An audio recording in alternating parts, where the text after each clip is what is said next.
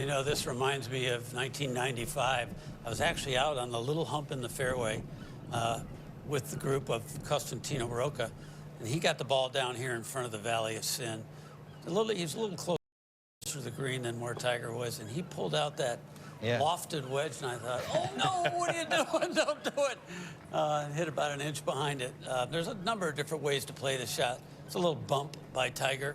He put on a clinic Sunday night, hitting about 40 of these shots. With all sorts of different clubs. I mean, different clubs, and he was going to different 5 irons, 6 irons. I mean, the creativity from Tiger Woods. He and JT, they're probably the two, you know, the most prolific at that kind of play, and it was really beautiful to see. Jaime, you said the excitement for us to watch Tiger at the Old Course, and you mentioned the excitement for Tiger to be back at the Old Course. And I still go back to that Sunday at Augusta National when he told our own Cara Banks, he said, I'm going to play St. Andrews. I don't know what my schedule is going to look like going forward, but I'm going to play the Old Course.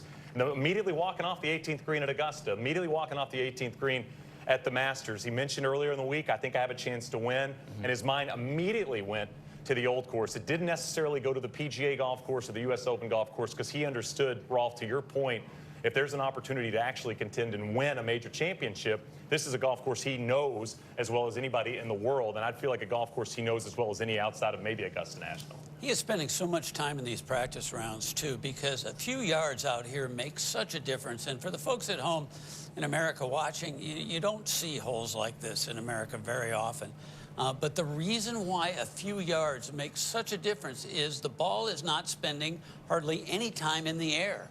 It's spending all the time on the ground, and so the slope affects it way more out here than it would on a typical American golf course. These lies out here are also really tight. It's just all the elements for making it easy to chunk a shot. You know, these are almost putts that he's hitting effectively. Look at that, probably 5 or 6 elevation changes there. From some 50 or 60 yards. Jaime, back in my younger days, back in 2006, I came over here in a summer and caddied at the Old Course for a summer, and it took so much convincing to talk a player into hitting these types of golf shots, and it typically took through the front 9 where they pull their sandwich out or pull their lob wedge out, and after about the 3rd or 4th chunk, they'd start to listen to you that a 5-iron actually makes more sense, and you'd start to see even a higher handicap player see some success from those types of golf shots. It's so foreign to American golfers to try these types of shots, but to open the mind and be a little creative makes playing links golf and makes playing the Old Course just easier. Well, I think it's determined mostly by the ground and the lie. They're so tight, there's very little margin for error if you're hitting wedges. You've got to hit it pure or it'll be fat or it'll be thin, and this gives you the chance to kind of just trap it down, and then maybe it's just a long putt. And yeah, we've lost that in the game because of where we play in America. You can't roll the ball up. But this is the thing, if you were out here a lot, and I'm sure as you spend all your time here caddying and playing, these shots became more normal because the lie told you what to do, basically.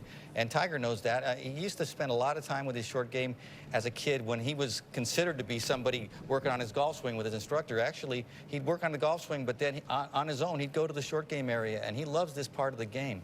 And you can tell he's kind of thrilling to it. You know, it's fun to him to try these kind of, you know, shots that are novel and that he's better at than just about anybody. You know, he's putting on a little bit of a show-off exhibition here, which is cool.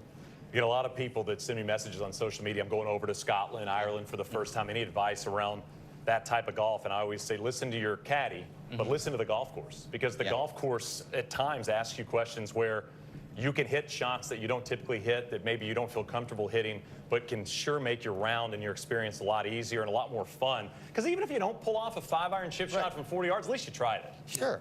And one of the, I think, the most important pieces of advice is the hole is almost never the target.